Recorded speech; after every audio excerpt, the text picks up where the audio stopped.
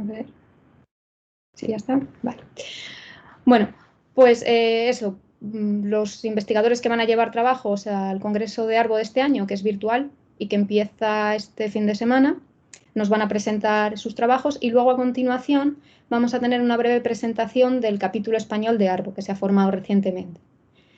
Entonces, bueno, para no alargarnos demasiado, os presento muy brevemente a las 4 personas que van a presentarnos sus trabajos de Arbo y después ya presentaré a los ponentes de la siguiente parte. Para esta primera parte contamos con Alicia Canalejo, que es SR2, es residente de oftalmología en el Hospital Clínico, hizo el máster de investigación en ciencias de la visión el año pasado con nosotros y nos va a presentar su trabajo sobre neovascularización coroidea. Después hablará el doctor Iván Fernández Bueno, que es veterinario de formación, doctor en ciencias de la visión, es profesor ayudante doctor de oftalmología aquí en la Universidad de Valladolid y pertenece al grupo de investigación en retina. A continuación hablará Nikos Katsinas, es farmacéutico y está haciendo la tesis en el IOVA gracias a un proyecto europeo y pertenece al grupo de investigación en superficie ocular. Y finalmente hablará Milagros Mateos Olivares, que es también residente de oftalmología, también hizo el máster con nosotros y nos va a presentar un trabajo de glaucoma. Así que bueno, sin más, cuando queráis podéis empezar a compartir. Empiezas tú, Alicia, cuando quieras.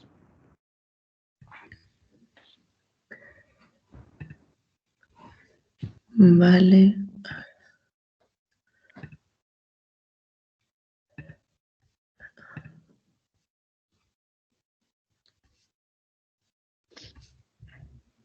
Vale, ahí se ve, ¿verdad?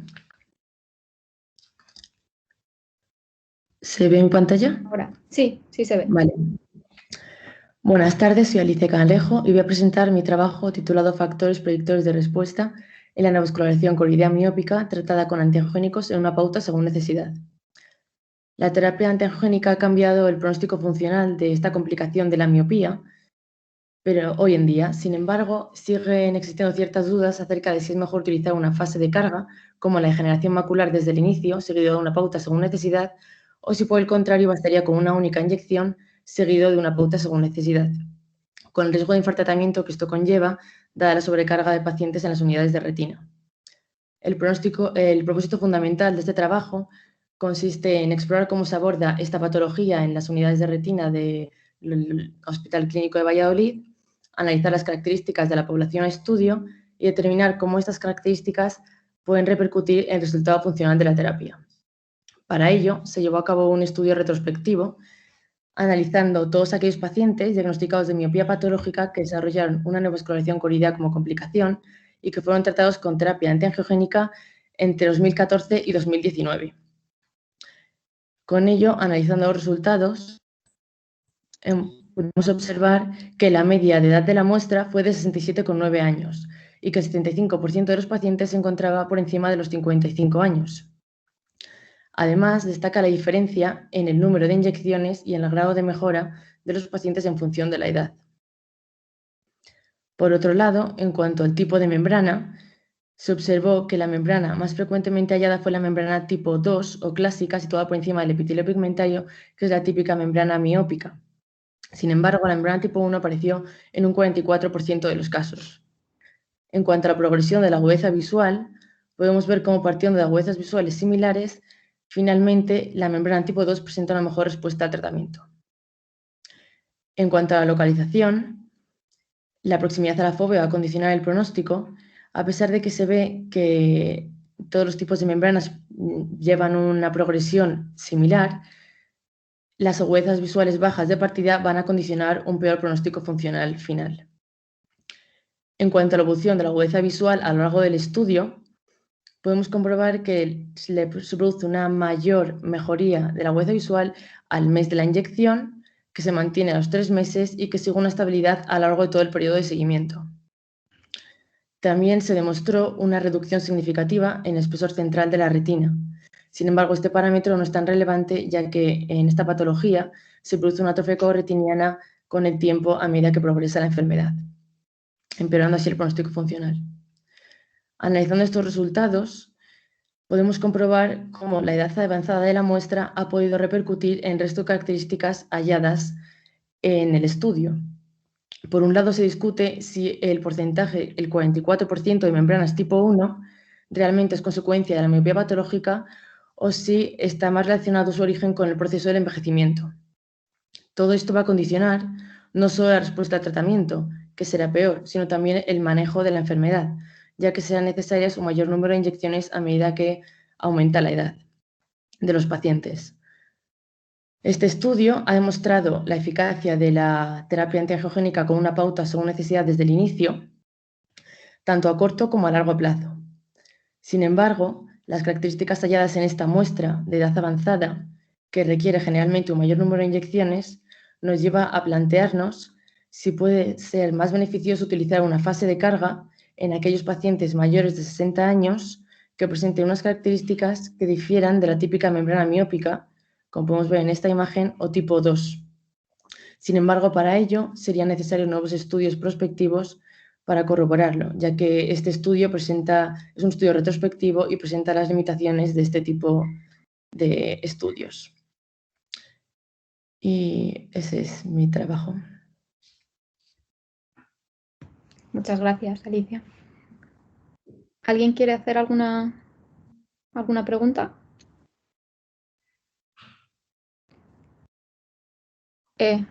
Profesor Pastor. Sí, bueno, Alicia, muchas gracias. Me parece un trabajo muy interesante. No he visto, porque así en la pantalla tan pequeña, no he visto el N. Y no creo que lo hayas mencionado. Sí, se me ha olvidado mencionarlo, pero sí que está escrito, ya es que a lo mejor se ve un poco pequeño. Sí, se ve muy pequeño, pero no importa. Si tú no nos lo dices, nos vale con eso. Es de 91 pacientes. O sea que es una gran muestra, es una muestra muy importante. Vale. Y luego, ya has retirado el póster, ya lo has quitado de medio, ya no lo vemos. A ver, un momento.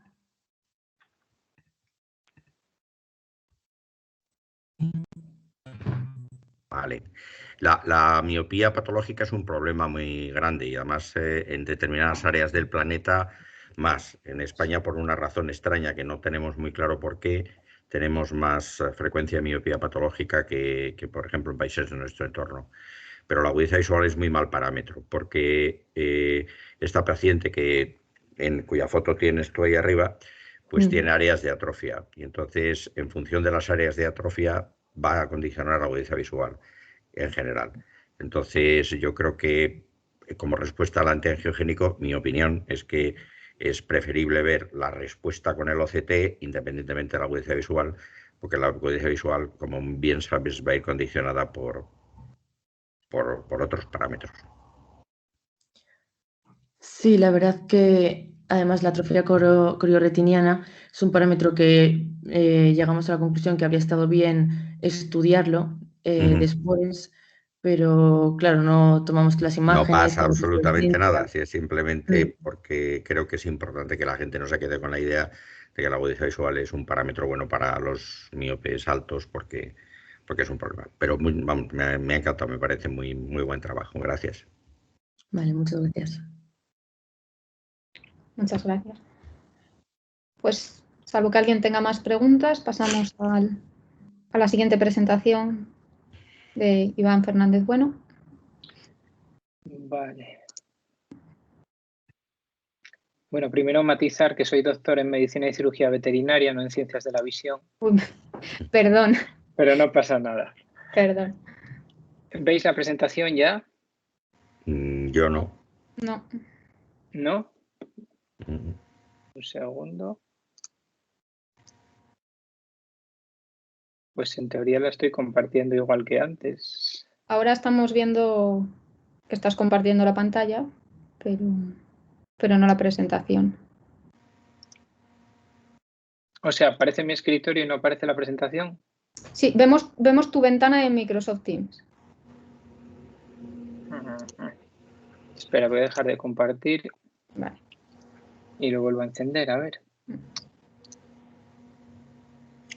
Ahora. ¿Ahora?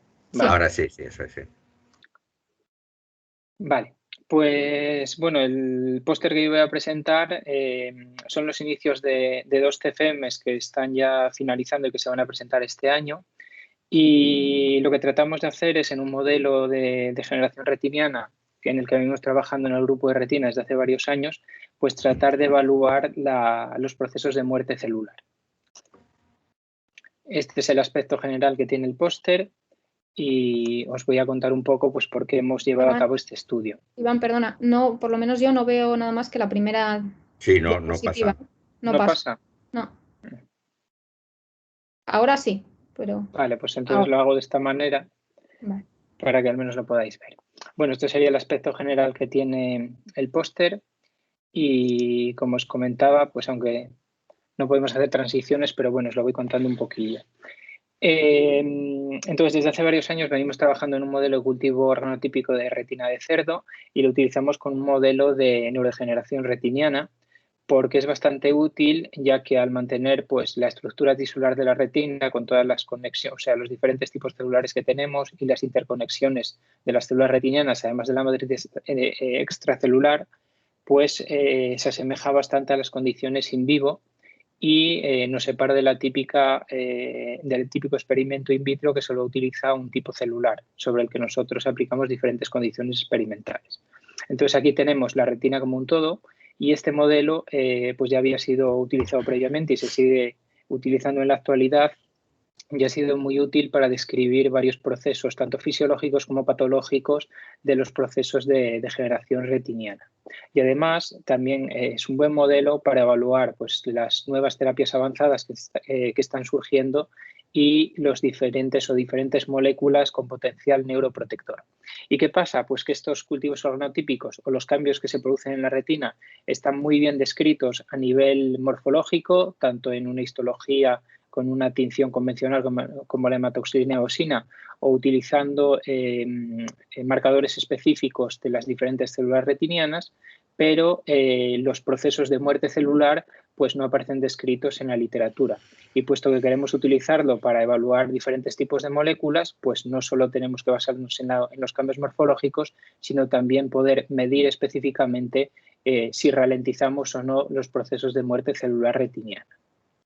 Y lo que nos planteamos en este inicio de este proceso pues era evaluar si realmente en este modelo in vitro vamos a poder ver cambios en las cifras de muerte celular a lo largo del tiempo de cultivo y también si podíamos ver diferencias de muerte celular entre las diferentes capas de la retina.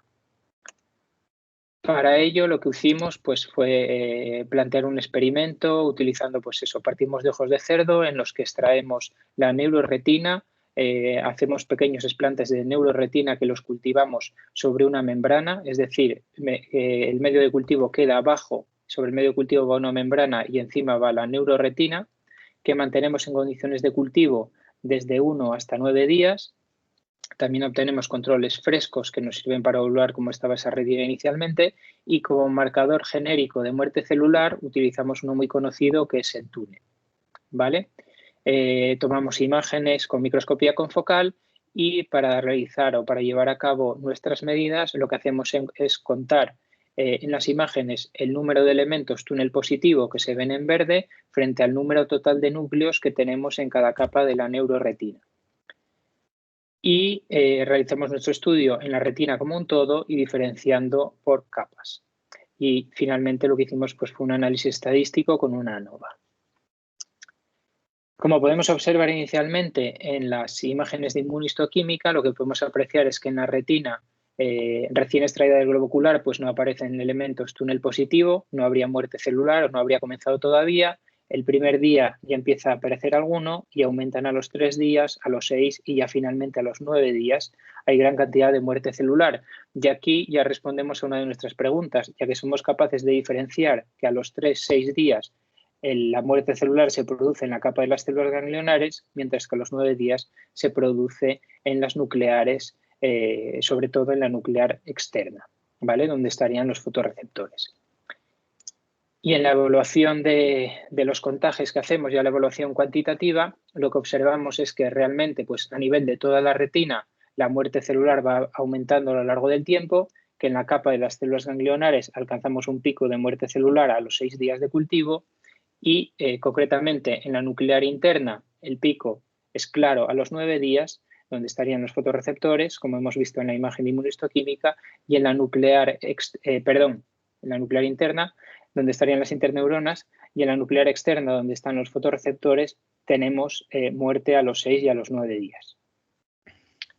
Por tanto, como conclusión, pues podemos afirmar que se pueden ver diferencias significativas en cuanto al proceso de muerte celular, al menos con el marcador túnel en el cultivo organotípico de retina, y también podemos discernir diferentes tasas de muerte celular entre las diferentes capas de la neuroretina.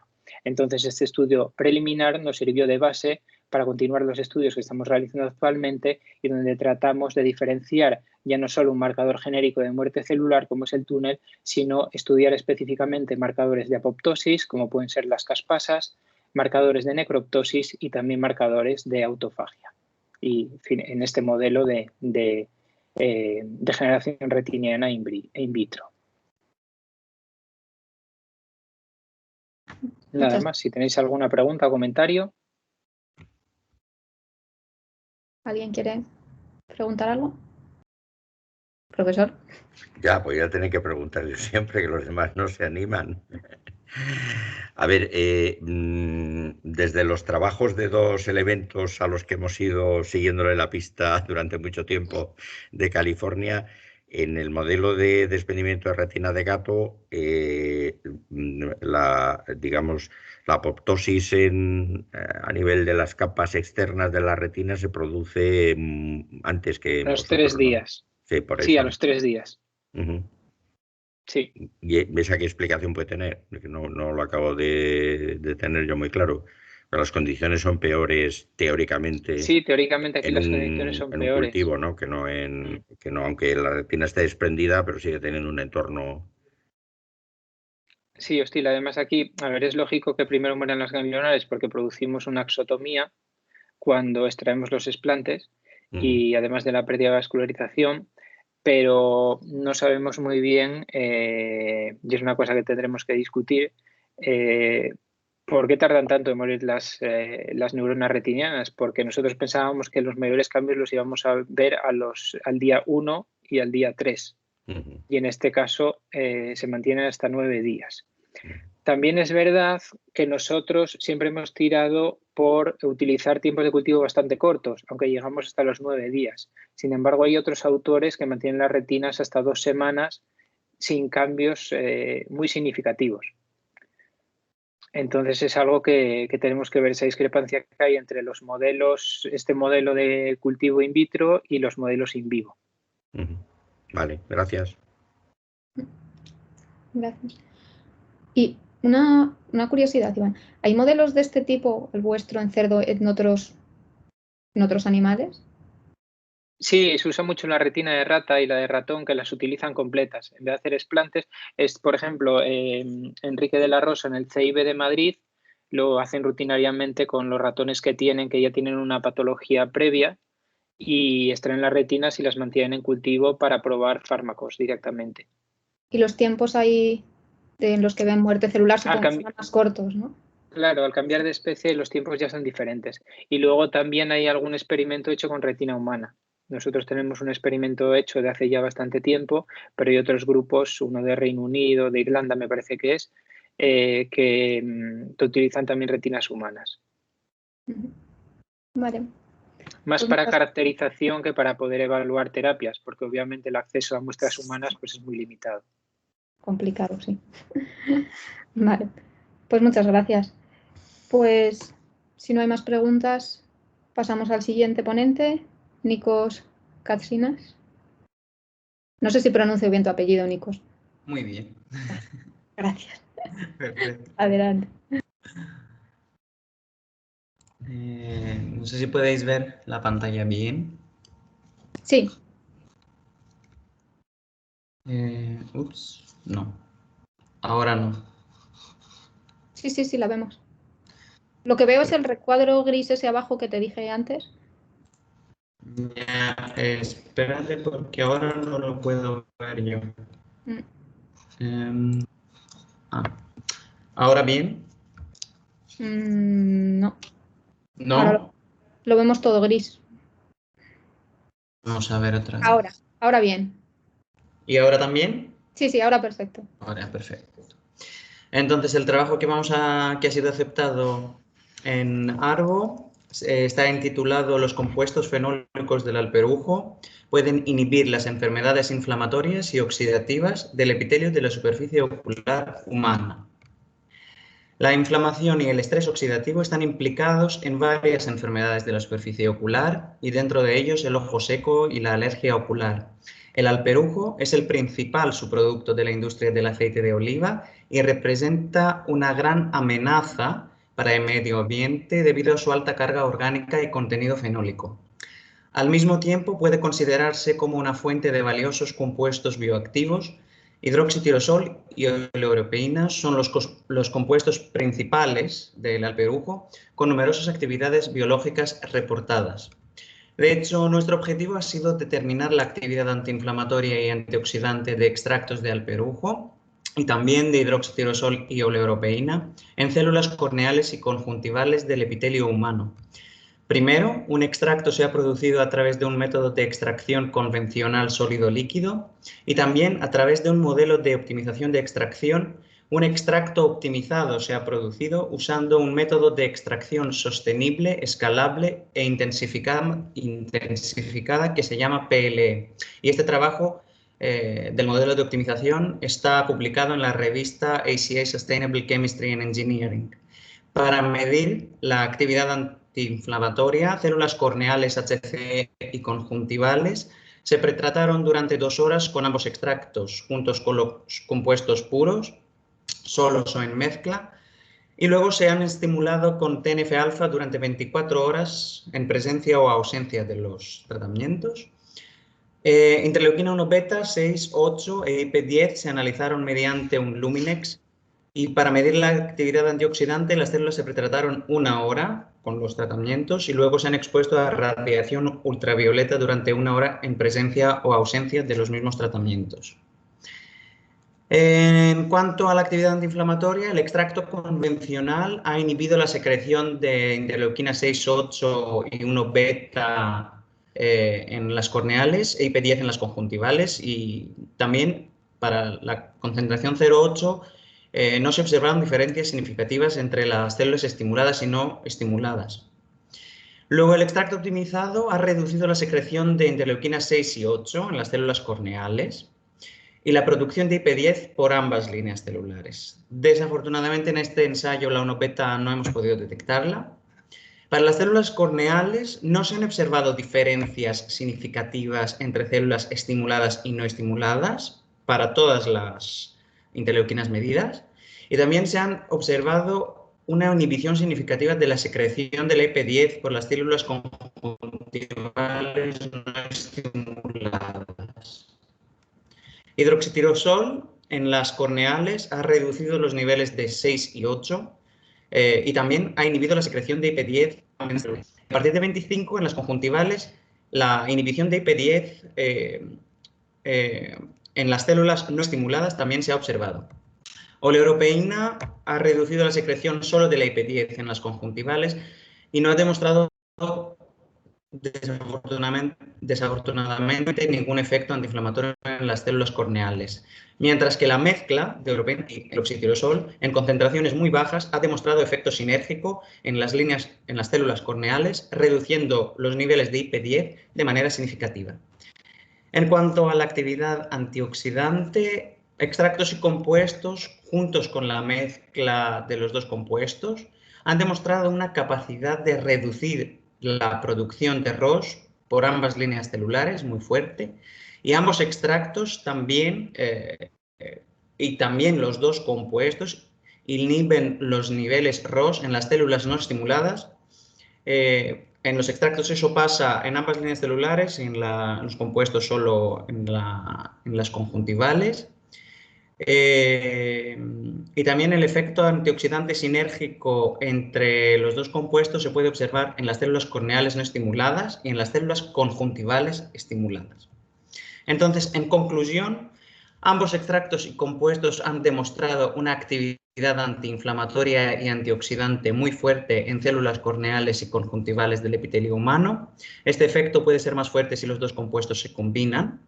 Un subproducto agroindustrial peligroso para el medio ambiente se puede transformar en una terapia potencial para enfermedades de la superficie ocular inflamatorias y oxidativas, y estos datos in vitro constituyen una línea de base esencial para el tratamiento de estas enfermedades en el futuro, mientras son fundamentales para el crecimiento sostenible de las industrias relacionadas. Los resultados también están pendientes de patente. Y también me gustaría agradecer a ambos grupos de la Universidad de Valladolid, el grupo de la superficie ocular del IOBA y el grupo de alta presión del Instituto de Bioeconomía, de la Ingeniería Química, sobre todo mis supervisoras, Amalia y Soraya, el ARVO por la beca de viaje y el proyecto IT-3 por la financiación a través de la beca Marie Curie. Y este es el póster tal cual como se va a presentar en el Congreso. Muchas gracias, Nikos. Bueno, antes de nada, enhorabuena por el Travel Grant. Es una pena que no sea viaje de verdad, pero bueno. Sí. Enhorabuena. ¿Alguien tiene alguna pregunta? Venga. Claro, es que venga. Si los demás nos animáis. Nicolás, es un placer tenerte aquí. Está siendo para nosotros una magnífica experiencia. Y la verdad es que esto engarza un poco también con algunos trabajos que ha desarrollado Giris con respecto también a ciertos residuos que provienen de la uva, ¿no? Quiere decir que hay una capacidad importante en los polifenoles, también digamos, de capacidad antioxidante, y también es un subproducto que básicamente sirve para poco. O sea que enhorabuena. La única, yo, vamos, no puedo preguntarte mucho porque yo no conozco mucho el tema, pero sorpréndeme diciéndome en qué consiste el Travel Grant este año. Para los que no lo sepáis, lo que tiene debajo del escudito del IOBA es que le han dado una de las menciones importantes que se dan en Arbo, que son el Travel Grant. Pero ¿en qué consiste? Porque que puedes venir aquí a Arroyo y te pagan el autobús o cómo, porque de mucho más no van a hacer. Sorpréndeme en qué consiste. Solo cubren la inscripción. Ah, bueno. Claro, eso es el Travel Grant que se puede hacer en un congreso online. Tampoco se puede hacer gran cosa. Ya. Y pues en San Francisco sería una muy buena oportunidad de un travel precioso, pero bueno, dadas las circunstancias. Vale, muchas gracias, Nicolás. A usted. Muchas gracias. ¿Alguien quiere preguntar algo más?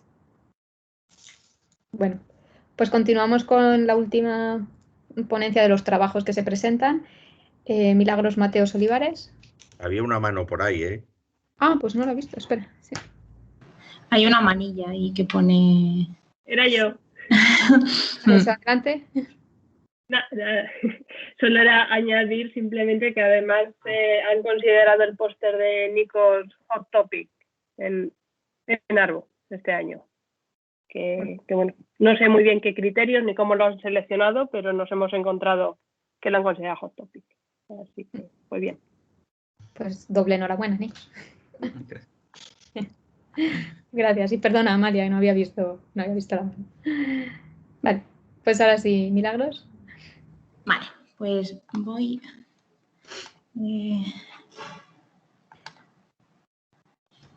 compartir. Decidme si se ve, que no lo sé con seguridad, ¿vale? Sí. ¿Se ve, verdad? Sí. Vale, pues bueno, como ya sabéis, yo soy Milagros Mateos Olivares y este es el póster que hemos presentado en Arbo junto con la doctora Yolanda Diebol y el doctor José Ramón Juberías. Fue el objeto de mi trabajo de fin de máster y trata sobre el efecto que pueden tener el tratamiento antiglaucomatoso a largo plazo sobre el resultado de la cirugía de esterectomía profunda no perforante de glaucoma. Como ya sabemos, el tratamiento de los pacientes con glaucoma consiste en utilizar colirios hipotensores que se instilan sobre la superficie ocular. Estos colirios, entre sus excipientes, contienen, por ejemplo, compuestos como el fluoruro de benzalconio, que es un conservante que limita la proliferación microbiana. El problema es que el cloruro de benzalconio parece haberse demostrado que tiene ciertos efectos citotóxicos sobre unos cuantos de los componentes de la superficie ocular. Además, esto es importante ya que se ha demostrado también que en otra cirugía de glaucoma, en la trabeculectomía, el hecho de que exista una inflamación crónica en la superficie del ojo es un factor de riesgo para que se produzca un fracaso quirúrgico o que esta cirugía no sea suficiente. De forma que nuestro objetivo era saber si en la esclerectomía profunda no perforante también puede afectar de algún modo el uso del tratamiento hipotensor de larga duración. Para ello se planteó un estudio de tipo retrospectivo mediante revisión de historias clínicas. Nuestros protocolos fueron aprobados por los comités de ética correspondientes y la muestra que se eligió fueron pacientes diagnosticados de glaucoma de ángulo abierto que se habían sometido a cirugía de PNP en nuestro hospital entre los años 2015 y 2019 y que hubiesen completado al menos 12 meses de tratamiento y que estuvieran bajo tratamiento hipotensor. Se elaboraron dos grupos, un grupo de éxito quirúrgico y un grupo de fracaso quirúrgico. En el grupo de éxito se definió como aquellos pacientes que tras la cirugía conseguían mantener presiones intraoculares por debajo de 21 milímetros de mercurio sin necesidad de tratamiento. Y como grupo de fracaso, pues lo contrario, pacientes que estaban por encima del rango de normalidad en tensión ocular o que necesitasen para mantenerla algún tipo de tratamiento. Las variables que se decidió analizar fueron el número de sustancias activas utilizadas, el número de gotas al día, la cantidad de cloruro de benzalconio en estas gotas, el número de gotas con cloruro de benzalconio, el número de gotas con poliquad y la duración del tratamiento farmacológico. En total se incluyeron 48 ojos de 34 pacientes y, como podemos observar en esta gráfica, casi el 73% de los pacientes utilizaban más de 3 gotas al día.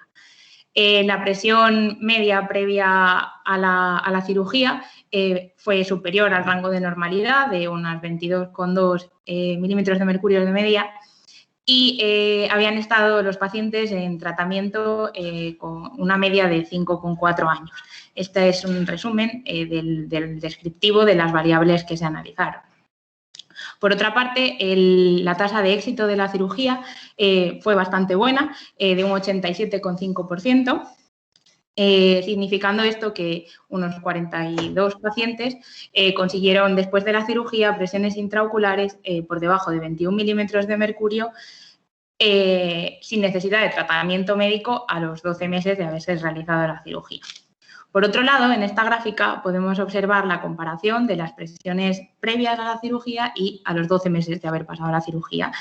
Y podemos observar cómo en el grupo de éxito, efectivamente, la presión intraocular consiguió disminuirse casi en 8 milímetros de mercurio, mientras que en el grupo de fracaso la presión intraocular no solo no disminuyó, sino que incluso aumentó del orden de 1,3 milímetros de mercurio de media.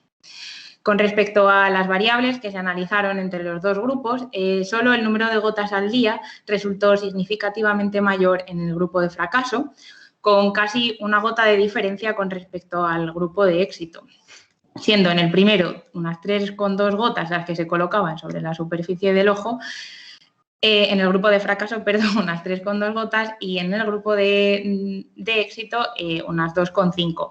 No se encontraron diferencias significativas en ninguna de las otras 4 variables analizadas, aunque si bien parecía que el grupo de fracaso utilizaba más gotas con cloruro de benzalconio y habían estado durante más tiempo. De tal forma que, efectivamente, como conclusión, parece que el hecho de haber recibido un tratamiento hipotensor con bastantes colirios hace que el manejo de la presión intraocular mediante la cirugía de PNP sea más complicado y debiera plantearse pues, minimizar un poco este tipo de tratamientos cuando se piense optar por una por una cirugía de glaucoma. Si tienen algún comentario o alguna pregunta. Muchas gracias. Y bueno, veo que también tienes ahí el símbolo de Travel Grant, así que enhorabuena también a ti. Sí, sí. ¿Alguien quiere preguntar? Sí, Venga, el el resultado es muy parecido a lo que pasaba con la trabeculectomía, ¿no? ¿Perdón? Que el resultado es muy parecido a lo que pasaba con la trabeculectomía. Eso es, Vale. efectivamente. Perfecto. Entonces, ¿a qué lo atribuyes? Al final, o sea, la base no deja de ser la misma, ¿no? Pues si tu objetivo al realizar una cirugía de glaucoma es realizar una vía de drenaje alternativa, ¿no? Por la vía subconjuntival y tienes en la conjuntiva un montón de inflamación que hace que las ampollas no sean buenas, no filtren bien y no se pueda crear una buena vía de drenaje, pues al final la cirugía no consigue ser suficiente para mantener el tratamiento, la presión intraocular. O sea ¿no? que la conclusión más importante es que, como ya estaba demostrado, y una vez más se demuestra, el tratamiento crónico del glaucoma produce un estado de inflamación crónica mantenida que afecta al área o al espacio subconjuntival, ¿no? Eso es. ¿Es eso? Incluso, bueno, en este tipo de... Exactamente, sí, pero bueno, con la diferencia, bueno, que la esclerectomía profunda no penetrante, parece no perforante, pues no deja de ser una técnica que está como muy en boga hoy día porque, bueno, tiene muy buenas tasas de éxito y cada vez se realiza más, aunque técnicamente sea algo más complicada que la trabeculectomía. Vamos, eso quien mejor lo sabe pues son los cirujanos que lo hacen, pero eso es. Muy bien, pues enhorabuena y muy buen trabajo. Vale. Muchas gracias. Amalia. Sí. Es meramente un comentario de forma. La web que aparece debajo del logo del IOBA yo creo que no es correcta, porque creo que es la antigua. Lo digo, a lo mejor Iván o Laura lo sabéis mejor, pero yo creo que esa ya no es operativa, más que nada porque es la que todavía pone web ioba.es. Simplemente por si lo puedes corregir, pues. O sea, que ya que lo pones. Ya, vamos. No sé, o sea, intentaré corregirlo en el póster de Arbo, pero no sé hasta qué punto se pueden realizar modificaciones ya ahora, vamos. Si puedo lo cambio, vaya, pero no lo sé. Perdona, hasta el 30 de abril puedes modificar el póster. Vale, genial. Tienes pues que intentaré subir cambiarlo. el nuevo entonces. y luego borrar el antiguo. Sí. Muchas gracias. Vale, gracias. Vale. ¿Alguien quiere hacer alguna pregunta más o comentario sobre cualquiera de las presentaciones? No. Bueno, pues entonces pasamos a la segunda parte de este seminario, que se trata de hablar un poco de la creación del capítulo español de Arbo, ¿vale? Que se llama Arbo Spain. Entonces, para ello, pues le comenté al profesor Pastor la posibilidad de que nos contara un poco en qué consiste y cómo se ha llegado hasta aquí y tal. Y entonces él, bueno, aceptó la invitación.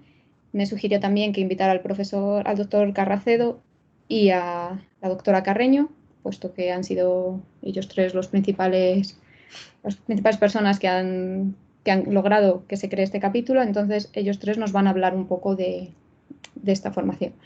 De nuevo, puesto que además la mayoría les conocéis, voy a hacer una brevísima mención de cada uno de ellos. El profesor Pastor, a él sí que le conocéis todos, seguro, es catedrático de oftalmología de la Universidad de Valladolid, es el fundador del IOBA, director del grupo de retina y es el presidente de Arbo Spain. Por lo tanto, él nos va a hablar un poco de cómo se ha llegado hasta formar este capítulo. A continuación, el doctor Carracedo, que es vicedecano de clínica y profesor de la Facultad de Óptica y Optometría de la Universidad Complutense de Madrid. También es director del Grupo de Investigación de Bioquímica Farmacológica del Ojo.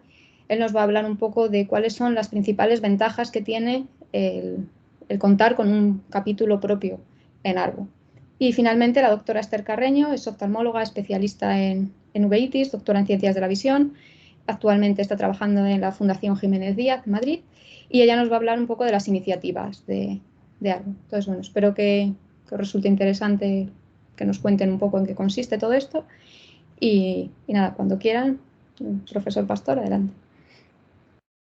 Bueno, a ver si lo hago bien. Si no, pues me ayudáis. Sí, bueno, ya he visto que en los ensayos sale todo bien y luego no. Sí. ¿Se ve? Sí, se ve.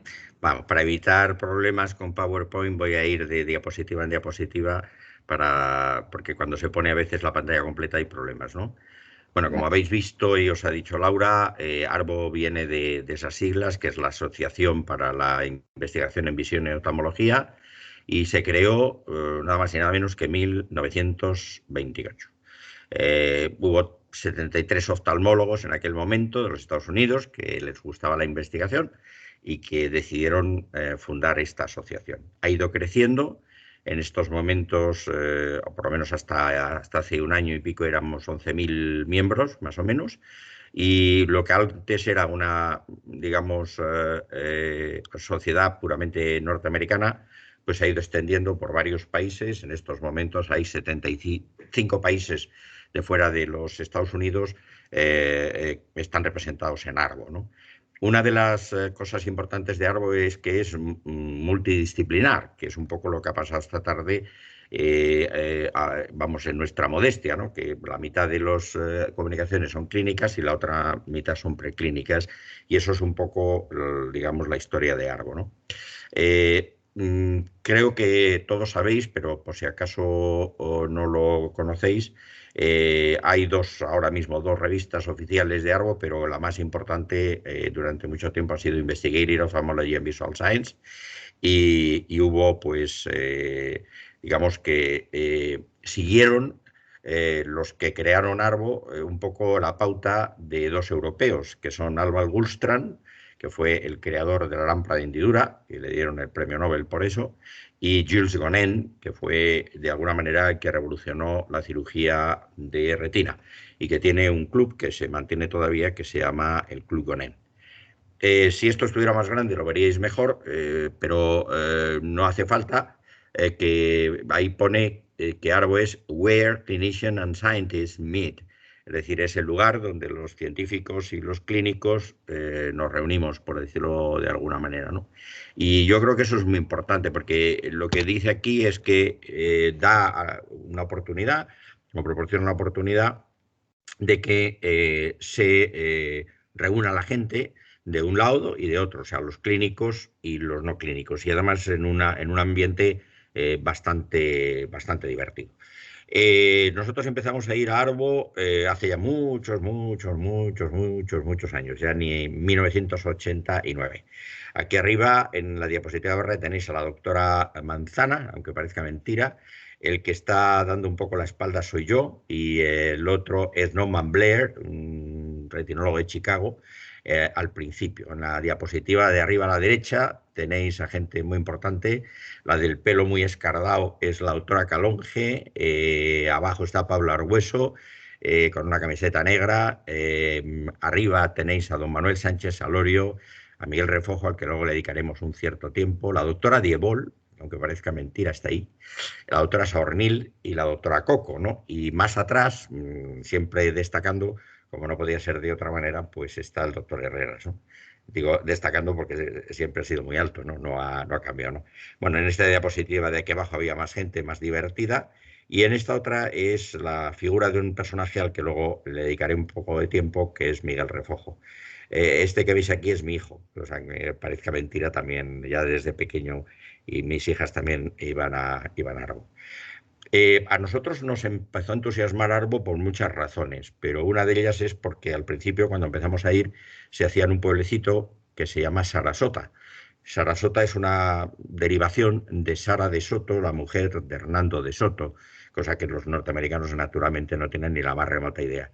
Pero es un sitio lleno de playas, es un sitio absolutamente agradable, donde no podíamos caber todos, porque éramos muchos ya al final y por eso lo trasladaron, y donde tenías el encanto de que te tenías que trasladar continuamente de un sitio a otro, de las sedes de Arbo, y nos encontrábamos por la calle. Y además donde teníamos un ambiente muy divertido.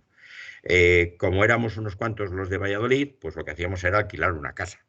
La alquilábamos durante ese tiempo y convivíamos todos en la casa, ¿no? Y además fundamos, junto con Jordi Monés, el Club de la Palmera, que era hay muchas palmeras, y en ese club, pues por las noches contábamos historias, mirábamos las estrellas y luego pues recogíamos esas conchas que tenéis ahí arriba, que son el sand dollar famoso, que era bastante, bueno, para nosotros resultaba sorprendente. Yo no voy a contar mucho más, solo quería dedicar unas palabras a un personaje que ha sido absolutamente clave en la historia de la presencia española en Arbo, que es Miguel Refojo. Miguel Refojo era un químico que había nacido y estudiado en Santiago de Compostela y se marchó a Canadá y estuvo trabajando en una empresa de polímeros, que era la empresa DuPont. Pero muy pronto se trasladó a Boston y se trasladó al que en aquel momento era el Eye Research Institute of the Retina Foundation, creado por Charles Schepens, un retinólogo belga que había salido huyendo de la Segunda Guerra Mundial y que ahora pues, se llama SERI, en nombre de él, ¿no? Schepens Eye Research Institute of the Retina Foundation. Y en aquella época había otro personaje que creo que se ha muerto, pero que ha vivido casi 100 años, que era Klaus Dollmann, que fue la primera persona en el mundo que creó los fellowships. Se dio cuenta de que no era fácil que con los 4 años de residencia la gente saliera perfectamente formada y añadió 1 año más o 2 años más a los fellowships, ¿no? Miguel se dedicó a muchas cosas, a polímeros, a silicona, lentes de contacto, a sistemas de liberación, pero sobre todo, fundamentalmente, fue la persona que nos acogía cuando llegábamos allí. En aquella época íbamos muy poquitos españoles y cuando llegábamos, pues nuestra referencia, nuestro cobijo, era nuestro tutor, nuestro mentor, era Miguel Refojo. Y Miguel se encargaba de hacer una cosa muy importante, que era organizar en Arbo todos los años una cena para españoles. Y nos daba la oportunidad de vernos a los españoles, que muchas veces no nos veíamos aquí en España y nos veíamos ahí, junto con muchos españoles que estaban ya afincados en los Estados Unidos, ¿no?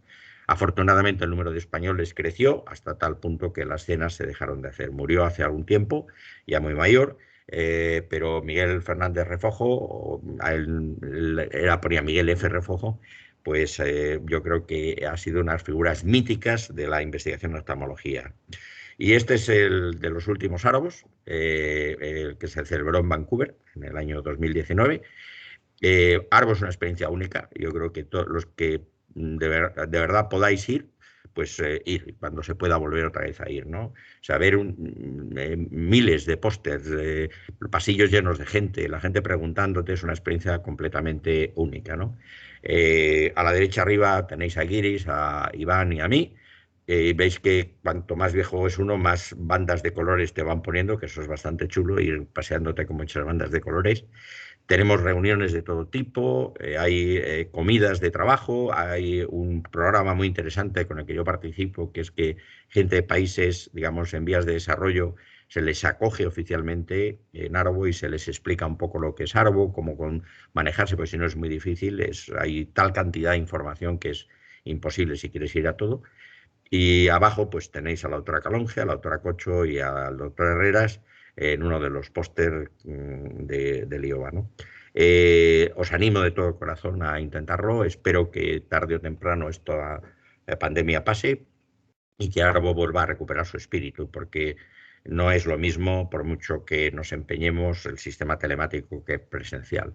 Ese pasillo que veis arriba y a la izquierda, absolutamente lleno de gente, con gente charlando, intercambiando información, eso no se puede hacer de forma telemática, por mucho que la gente quiera, ¿no?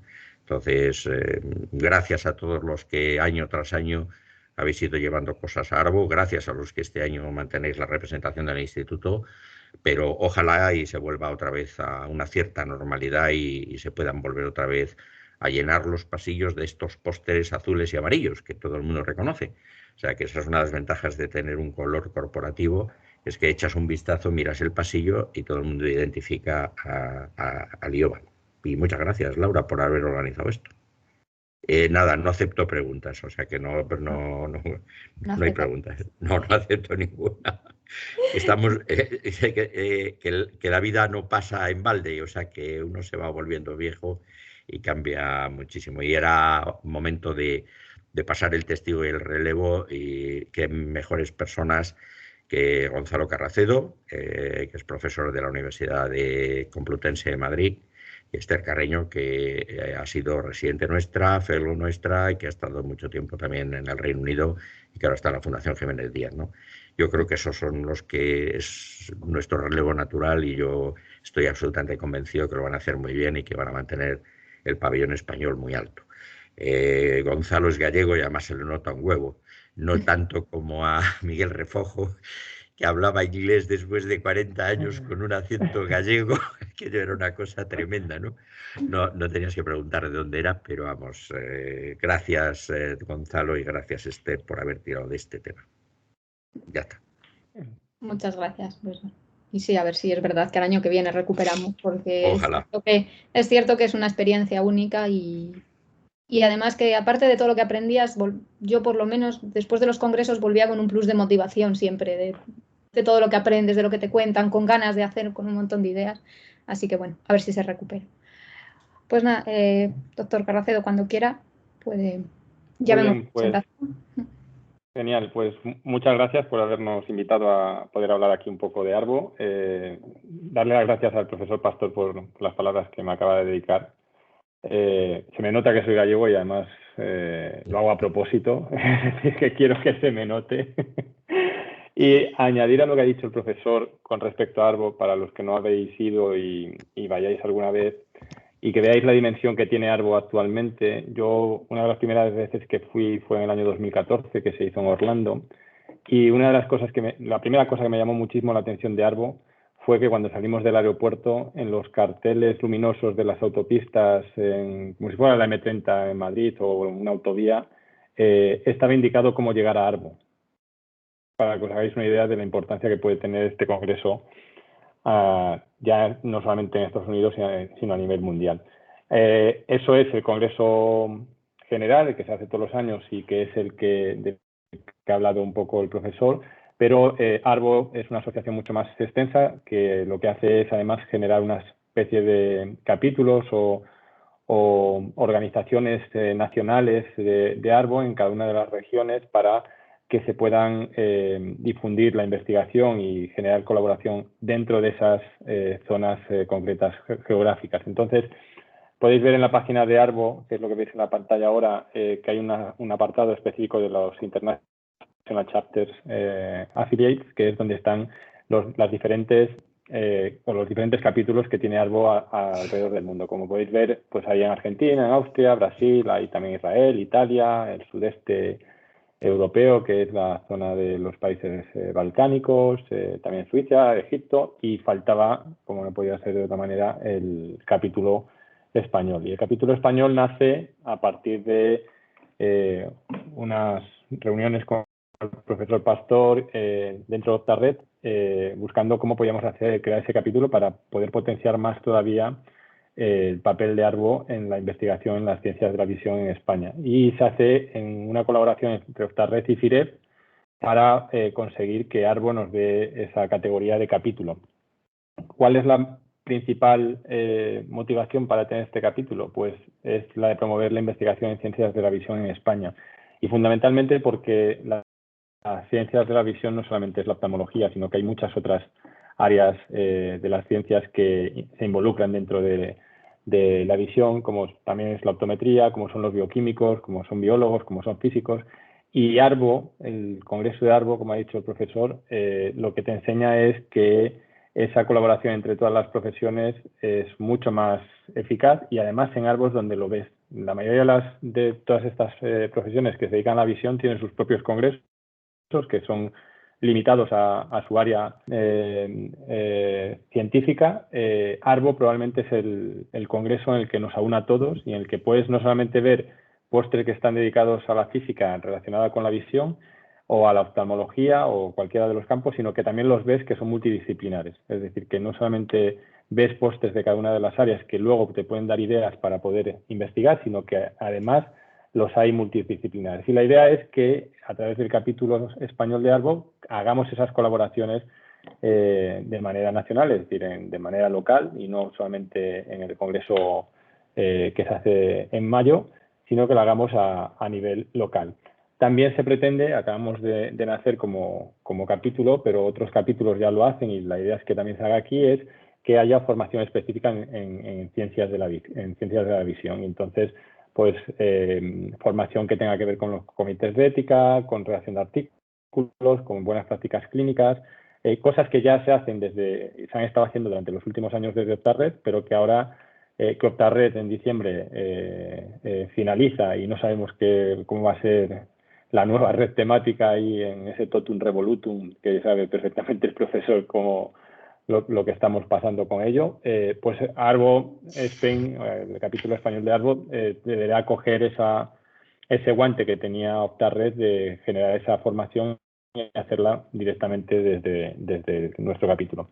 Y luego, en definitiva, el que todos los que forméis dentro de este capítulo, de que seáis miembros de ARVO y os deis de alta dentro del capítulo español, pues que participéis de manera activa en el crecimiento, en la investigación y el conocimiento de la ciencia de la visión aquí en España.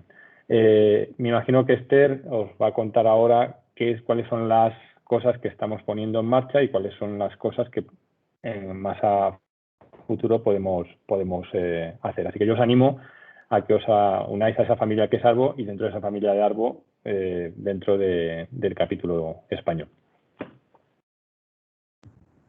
Muchas gracias. Pues a vosotros. Esther está por ahí porque Sí, estoy. El paciente las 4 gracias, está en plena consulta y nos ha dedicado un tiempo entre paciente y paciente, así que muchas gracias. Sí, no, y el paciente a las 5:10 ha tenido la gentileza de no venir, o sea que estamos perfectos, sin nadie esperando. Así que muchísimas gracias por la invitación, que siempre es un placer estar en casa, aunque sea virtualmente. Y os voy a compartir la pantalla para ver mi presentación, pero que es súper corta y súper simple, porque como acabamos de empezar tampoco hay mucho que decir, pero estamos abiertos a muchas iniciativas. Entonces, bueno, las iniciativas, teníamos que colgar una serie de iniciativas que nos pedía ARVO en la página web, que Gonzalo ha sido el que realmente ha dado el callo haciendo todos estos papeleos.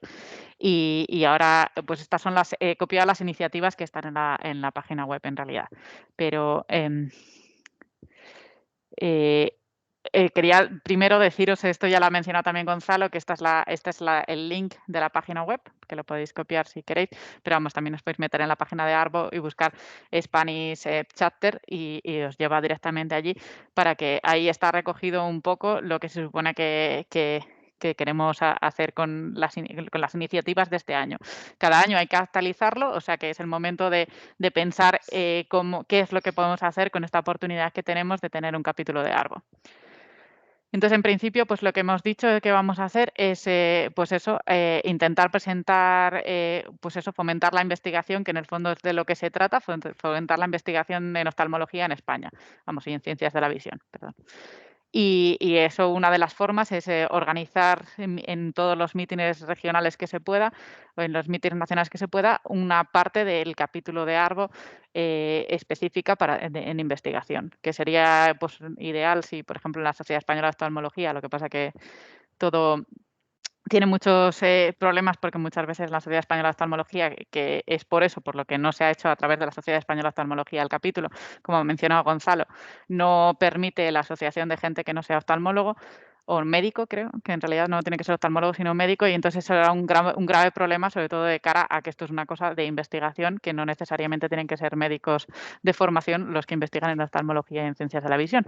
Entonces, pues por eso no pudo ser la Sociedad Española de Oftalmología, pero sí que sería interesante poder involucrar en algún momento dentro del meeting de la Sociedad Española algo de ARVO, y igualmente, como se va a hacer con el meeting de SIREF, ahora va a tener una especial de capítulo de ARVO en ese meeting, que este año va a tener lugar en junio del 2021 y que esperamos que pues, sea más atendido que nunca, y sobre todo pues, todos aquellos miembros de Optarred y de ARVO. Y luego también, como parte de las ventajas del capítulo de ARVO, es que ARVO nos da cierto dinero para poder promocionar y hacer una Travel Grant para jóvenes investigadores. Entonces, este año pues lo hicimos un poco a la carrera porque no teníamos mucho tiempo, porque el capítulo nos lo dieron en enero y había que hacerlo ya. Pero para el año que viene lo intentaremos organizar un poquito mejor y entonces, pues bueno, que sepáis que es algo a lo que se puede aplicar ya para conseguir otra forma de Travel Grant, además de las Travel Grants que aporta Arbo, pues también se podría conseguir a través del Spanish, del capítulo español. Y eso es por ahora todas las iniciativas que hemos decidido, pero sí que tenemos más ideas en mente que todavía no hemos perfilado del todo.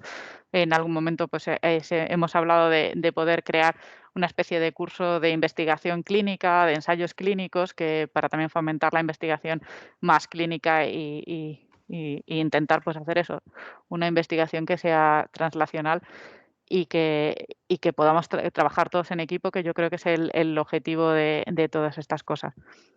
Y esa es básicamente mi presentación, que es muy corta, pero estoy abierta a la discusión y a iniciativas y aportaciones que yo creo que ahora hemos hecho la parte más complicada, que de hecho, aunque parece muy fácil, realmente ha sido algo complicado crear todos los estatutos y todas las cosas del capítulo de Arbo.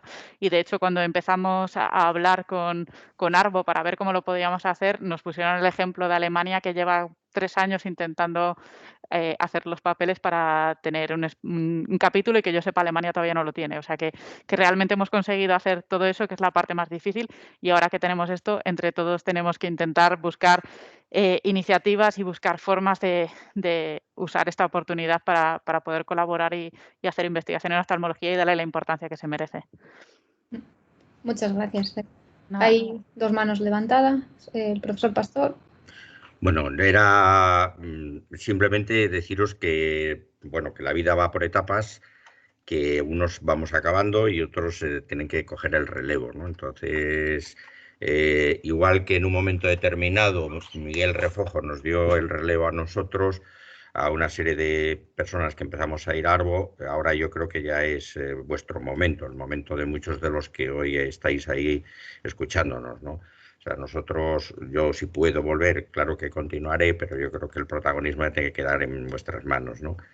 Pasar desde el año 1988, que creo que fue la primera vez que yo fui a Arbo, donde íbamos muy poquitos españoles, que cabíamos en una mesa de un restaurante, a tener un capítulo español, pues ha sido un largo camino, donde ha habido muchísima gente que en el camino, muchos lo han entendido, otros se han desanimado, no han continuado, han considerado que la investigación era una especie de amateurismo, de broma, y la investigación, pues naturalmente, creo que la pandemia nos lo está dejando claro, que si hay salida de la pandemia es a base de investigación y no de otras cosas, ¿no?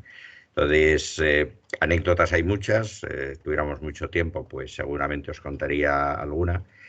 Simplemente que sepáis que está el entusiasmo, que es lo que contaba Laura, que traemos cuando venimos de Arbo, es contagioso. Y muchos de nuestros compañeros clínicos no acaban de entender qué es lo que hacemos en el árbol, porque creen que nos vamos al árbol. Bueno, pues no nos hemos... había una cosa que era el Club de la Palmera, pero no, en el árbol no hemos estado nunca subidos, ¿no? Yo os animo de todo corazón, habrá nuevas oportunidades y haber ganado por primera vez a los alemanes en algo me produce una satisfacción que esta tarde lo voy a celebrar saliendo en bicicleta aunque está lloviendo. Así que gracias de nuevo, Esther, gracias Gonzalo, y Laura, por supuesto, es un privilegio el que seáis nuestro relevo y estoy seguro que la investigación en ciencias de la visión y en oftalmología española seguirá cada vez más brillante porque hay gente, como habéis visto hoy, que está dispuesta a coger la antorcha y hacernos ya el relevo. Ya estamos pidiendo el relevo, ¿vale? No sé si había una mano por ahí de Amalia, creo. Muchas gracias. Sí, Amalia.